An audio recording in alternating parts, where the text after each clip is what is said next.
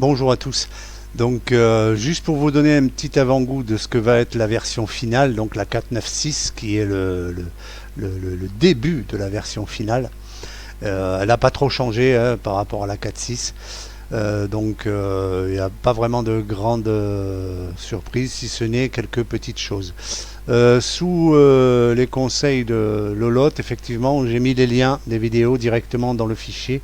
Comme ça, si vous avez un doute, vous pouvez aller voir à chaque fois comment on fait. Hein, et Dieu sait que vous allez bientôt ne plus en avoir besoin parce que j'ai rajouté justement quelque chose qui va être intéressant et qui va vous plaire. Enfin, en tout cas, je l'espère. Ce que je fais, je démarre le projet. Je vais même pas démarrer un projet. Je vais démarrer un projet que j'ai déjà commencé qui est vide. Toto. Alors, vous le savez, le texte des éléments, c'est le label. Depuis le temps maintenant, vous avez compris comment ça marche. Ce que je vais faire, je vais mettre un bouton direct pour l'exemple. Je vais rajouter un box. Dans ce box, je vais rajouter des boutons.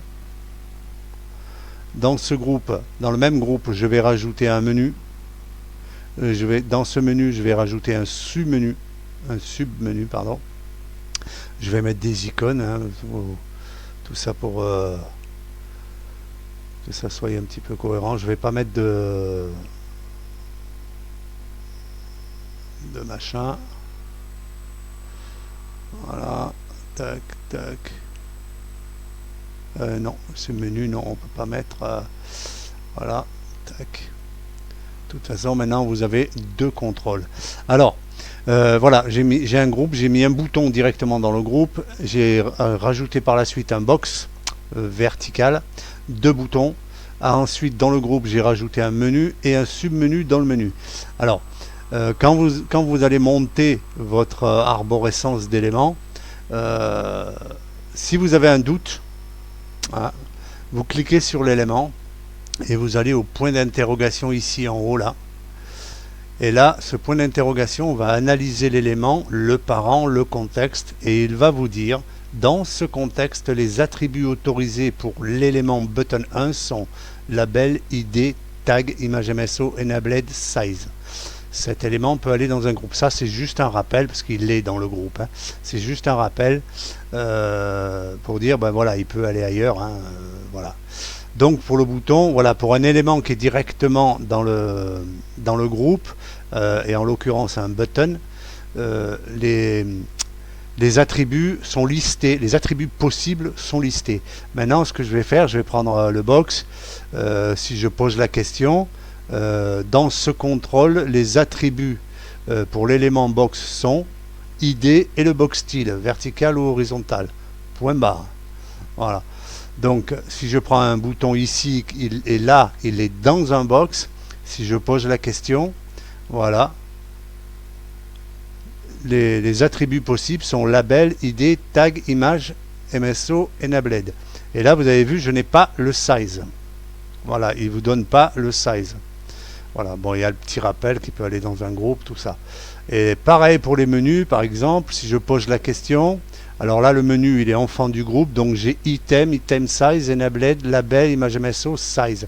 Cet élément peut aller dans les groupes et menus, et dynamique menu par VBA. Voilà, il vous dit exactement tout ce qui est possible pour ce genre d'élément-là. Maintenant, si je clique sur le menu qui est le même élément, qui est le même tag que ça, qui va être simplement le submenu du premier menu, si je clique là, je veux savoir, je pose la question, et là, qu'est-ce qu'il va me dire? Là, effectivement, ID, item size, enabled, pas d'attribut size. Cet élément peut aller dans les groupes et menus et dynamique menu par VBA. Voilà. Donc, vous avez ce petit contrôle. Si vous avez un doute pendant votre construction, quand vous venez juste d'ajouter l'élément, même avant de mettre les icônes, hein, de toute façon, n'importe comment, c'est l'idée qui contrôle ça, qui est contrôlée, et qui remonte l'élément et qui remonte le deuxième parent, le premier parent et le deuxième parent, pour voir exactement ce qui est possible de faire ou pas. Voilà, c'est le petit aperçu du petit plus que je viens de rajouter en cas de doute pendant la construction de l'arborescence des éléments XML. Voilà, C'est juste ce petite chose-là que j'ai fait ce matin parce que j'ai trouvé ça pas trop con en fait. Hein, plutôt que de chercher, d'attendre les messages, de répondre aux messages, ben non, faut pas faire ça, faut pas faire ça. On pose la question tout de suite et on a tout ce qu'il faut. Ce que je vais faire en rentrant cet après-midi, parce que malheureusement cet après-midi je suis en extérieur, donc je n'aurai pas le temps de continuer ça. Je continuerai tout à l'heure en rentrant. Dans n'importe quel cas, je pense que ce soir ou demain matin, la version finale sera distribuée. Alors peut-être, je ne sais pas comment je vais faire.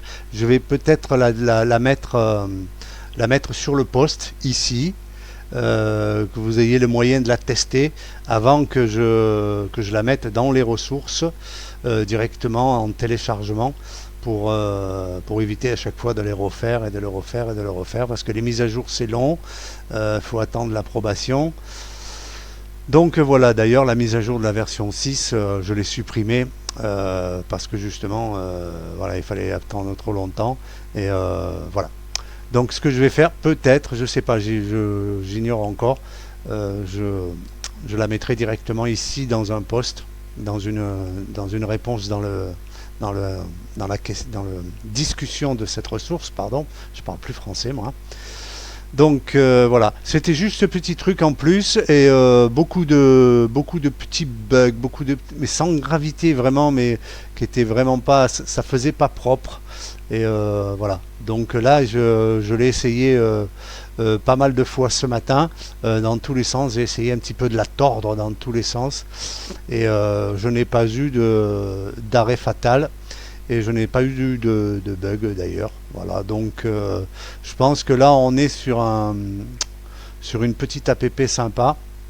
Voilà, c'était le projet 2023 qui m'a été un petit peu remis remis comment dire, on m'a remis le goût à la bouche de le refaire parce que par rapport à une discussion que j'ai eue avec le membre Ryu Autodidacte qui voudrait faire la même chose mais pour un Mac. Donc ça a été une discussion passionnée et comme je connais bien le sujet, je m'y suis intéressé. Et voilà, donc comme je m'y suis intéressé, j'ai dit je vais peut-être un peu remettre au goût du jour la version 2019-2020 One qui fonctionne encore très bien aujourd'hui mais qui ne gère pas les erreurs. Moi ça m'arrive très rarement parce que je connais très bien la chose, le sujet je le maîtrise assez bien et encore je maîtrise pas tout mais voilà, c'était pas gérable au niveau d'une personne qui ne connaît pas, voilà, qui n'a jamais fait ça. Donc c'est pour ça que je me suis dit, allez, je vais le refaire au propre et puis un peu version un petit peu 2023 moderne un peu. Et là, je pense que sur le coup, en question look, en question mécanique, en question ergonomie, même le Fault Review a une meilleure tête que celui de la One. Donc je pense que là j'ai fait un joli truc. J'espère qu'il vous plaira autant qu'à moi. Allez, à plus tard. Je vous donne rendez-vous ce soir ou en fin d'après-midi, je sais pas à quelle heure je vais rentrer, pour voir un petit peu ça avec vous. Bye bye.